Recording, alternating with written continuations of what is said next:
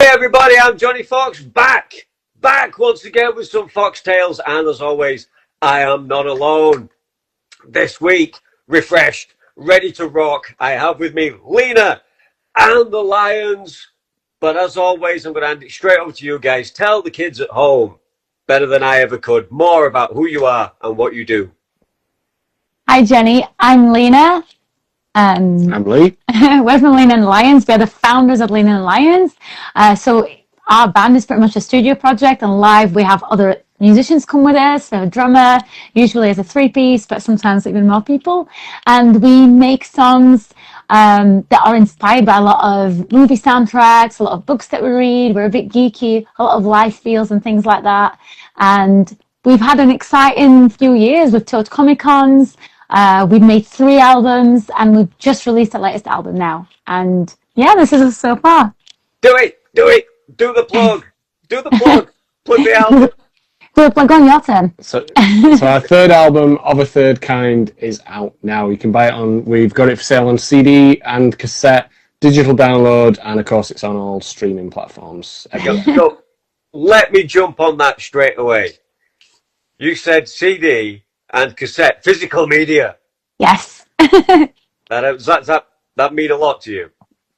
Yes, yeah, absolutely. I mean, I was a kid in the 90s, so for me, like, I used to hang about in record stores and spend days after school just touching the CDs. And then when I did have money to buy them, my favorite thing to do was look at the leaflets, smell the CD. I do that. I sniff things. I don't know. There's like a memory to the smell of things. But yeah, I'm very much a physical person. I like to touch things, and you feel like you're indulging in a world of it. Same with VHSs. You know, like you open it up, it's like you touch it. It feels like it's yours, like you own it, and at least like you own a part of it. So I love that. I really do. Yeah, sure. All band names are rubbish. There's just really good bands. And then with that rubbish name attached, the name becomes cool because the band is cool. But cause when you sat and you're thinking about the names, they're either like really pretentious, really narcissistic, egotistical, or they're really cheesy. I mean, a go-to example I always use is Metallica. It's the most immature, ridiculous, cheesy, we're going to be in a metal band, what shall we call ourselves? It's awful. But you were talking about a globally hugely successful band despite the terrible name. Yeah. So Lina and the Lions. Yeah, so I'm... It's their fault. Yeah, it is my fault. I'm Lina, and I was a core songwriter, and I was kind of pretty much the founder of it. That I liked the idea of it being bigger than me. That's not just me. So I was like, oh, what if it was like me and so-and-so? And I knew there was also going to be a band around me live, and I wanted to be like an army of the fans and the friends and the family, and everybody's been a part of it. So I wanted to be more like me and everybody else. And I was like, I'm going to give them a nickname. And out there in the multiverse, in an alternate Earth somewhere, what are the names that didn't quite make it that might be in that version? Gosh, I think at one point it was called like, what did we like? I honestly can't remember. So they can't have been that good, but no, I tried like at some point I was like, let's like arrange them like rock style. I'm going to be called Queen of Mean. I'm like, why? That's a terrible name. That's a terrible idea. And that stuck around for like 5 seconds. And that's it. And it was pretty much just Lee and the Lions, weren't it? We've not really. What made you start to sing? What made you pick up a guitar? What was what were you listening to? You went, I'm going to do that. Okay. Do you want to show you first? So I started singing when I was really, really young, and I think the first memory of it was my grandma when I come back from kindergarten. For some reason, she had this idea that when you come back from your first day of kindergarten, you've learned a song. And then she was like, can you sing me the song? I'm like, no song. She was like, oh, no, there's a song. I'm like, and I didn't want to disappoint her, so I just made one up about roses. And I was really little, and I'll never forget that. But I actually enjoyed making up a song. And that was my first memory of making up a song. And that was kind of my first time going, this is nice. Oh, I'll make more music about this and my teddy bears and my Power Rangers and whatever was lying around. And I think that stayed with me. The first time I thought I need to do this was Michael Jackson, actually. I had the Dangerous album and cassette, and I listened to Heal the World so many times, and the feeling made me feel really like cozy and stuff, and I thought, I'm going to have to do this when I grow up. So that was that for me. And then as we grew up, kind of later on, it was different bands and different inspirations, from Superman to the X-Files to all sorts inspire us along the way, and books and stuff inspire our music and personal experiences. So that was my journey. Yeah. Yes. I mean, I got into music much later than Lina. Not as late as most, but much later than Lina. I was about 15, so I was in sport. So I was going to be a basketball player when I was like, that was the plan A. And then I got an injury, and so I had to get a guitar while I was laid up, and kind of got into it that way. And then, I mean, to start with, I wasn't in the band live. I was kind of. We thought we had some kind of, I don't know, some kind of idea of dividing and conquering, where like if Lina was doing the band, that freed me up to do other things, and we could, and you know, because it's expensive running a band to start with and things like that. So it was like a practical thing. And then we got so far along, and I think we just said, this makes more sense if just be in the band. I think I was the keyboard player for about 2 minutes, and then I didn't want to do that, so I just. You didn't look like a keyboard player either. It just looks so awkward. But sorry. It's probably because I was just frowning all the time because I was having to play keyboard. So, so then I stepped up to guitar. Yeah, should have got you a keytar. We've got a song called "The Sky Beneath Our Feet." It's off our second album. I don't know what it is about that song, but I always speak to somebody, like playing the video game while the song's on. So. Hopefully, if anybody's creating a video game where there's a ninja somehow like having a fight on an aircraft hangar in the sky, and you need the song for that kind of little bit in the game, I've got one. So that's where I'm at with it. I'd love that. Let's dream big. Yes. Well, before because I know what you're going to say, but a little bit more. Related to the stuff we've done is the last album is called Of a Third Kind, which is, and on the cover it's like Lina kind of getting abducted kind of thing, like UFO type vibe. So I mean the Spielberg stuff's a huge influence, and Lina's massively into John Williams and that kind of that soundtracky stuff. So that were a big thing with this album. So that's one thing. And now I know what you're going to say. So I'll let you say it. I don't know. Have you ever seen a movie called Once? I want to say yes. So there's a Irish writer director called John Carney. I'm like.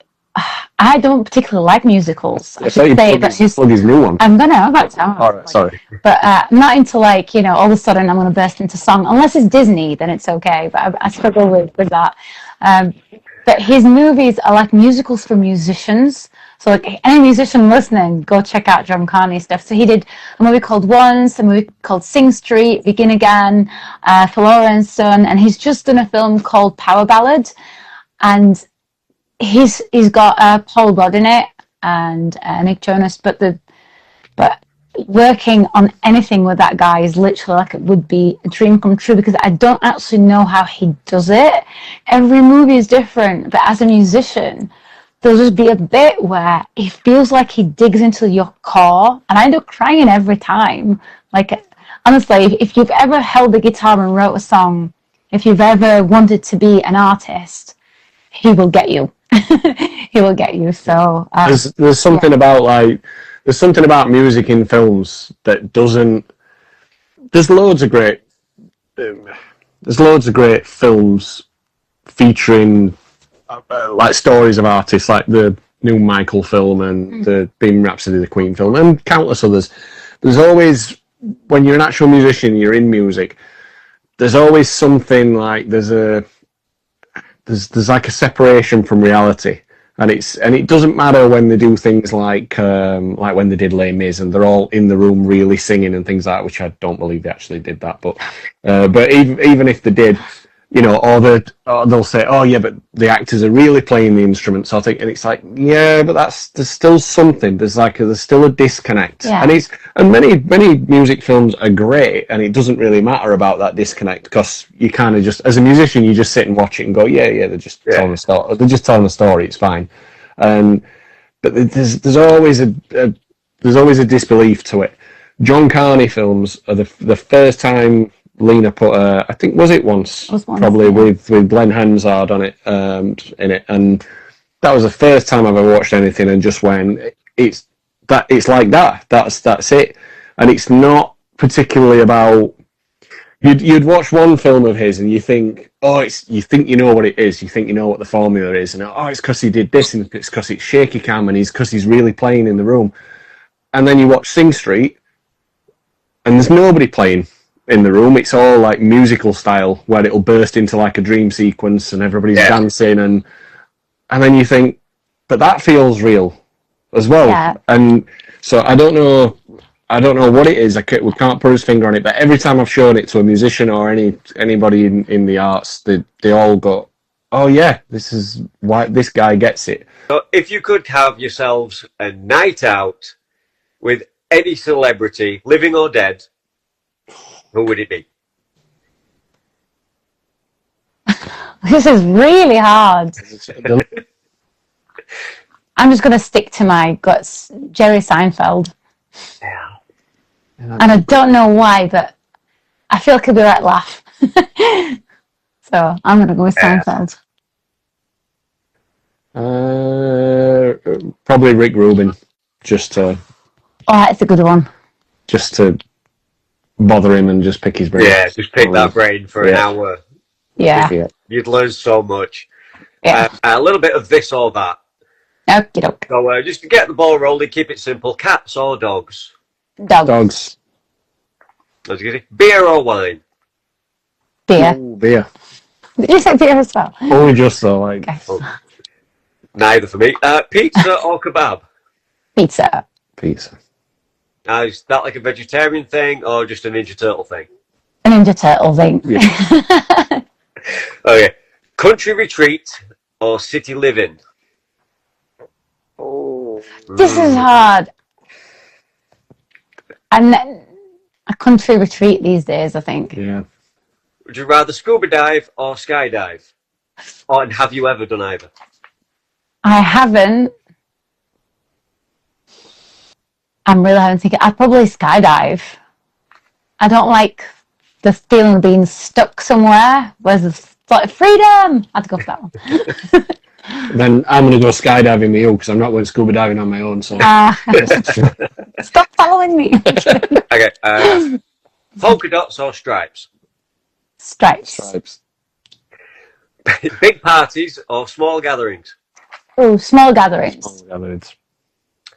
Would you rather have money or free time? Free time.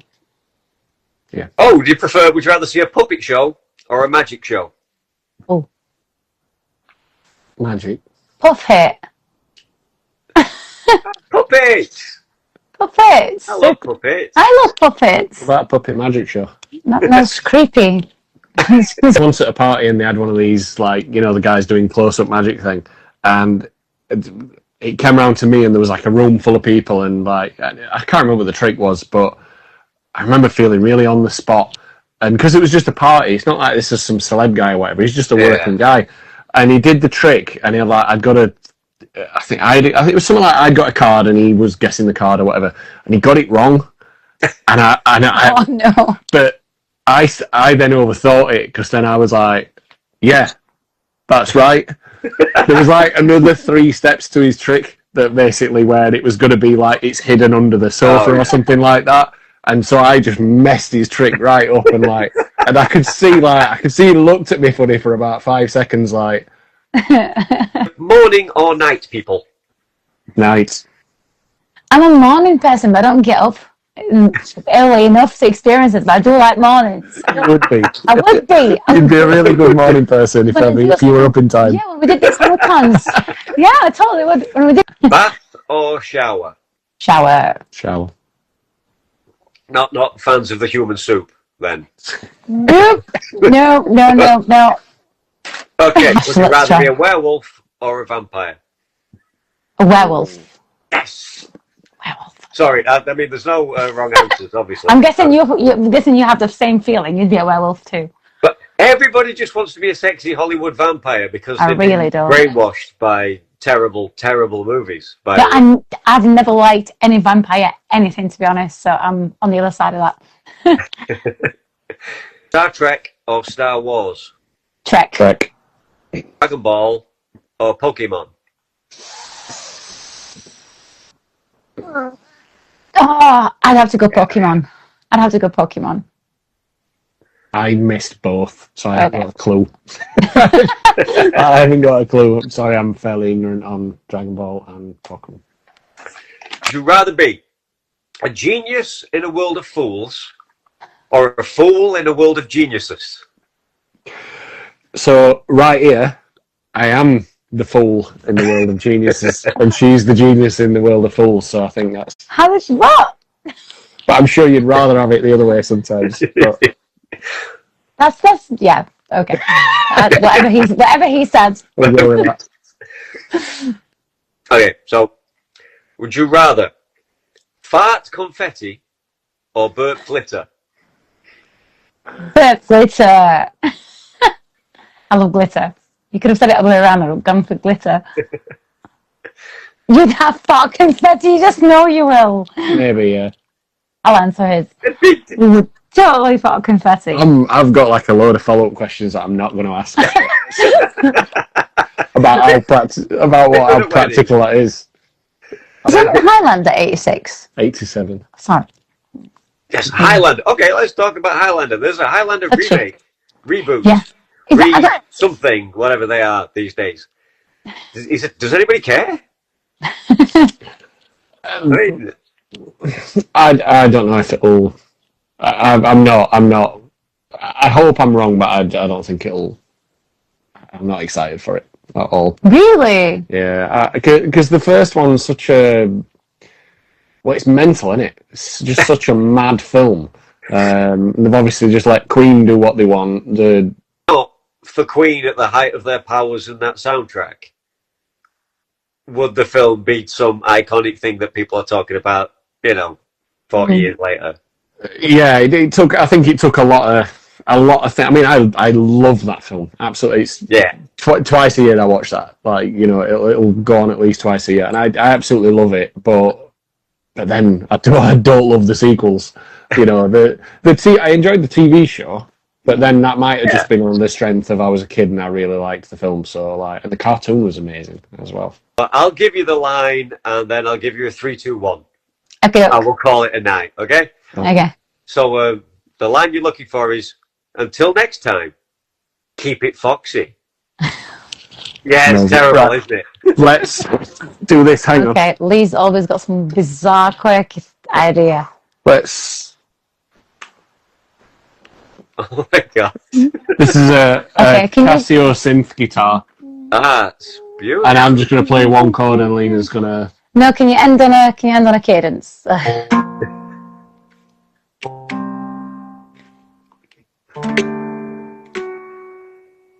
Until next time, keep it foxy. Thank you very much indeed. We will indeed keep it foxy. Kids, this has been Lina and one of the lions. Thank you very much indeed.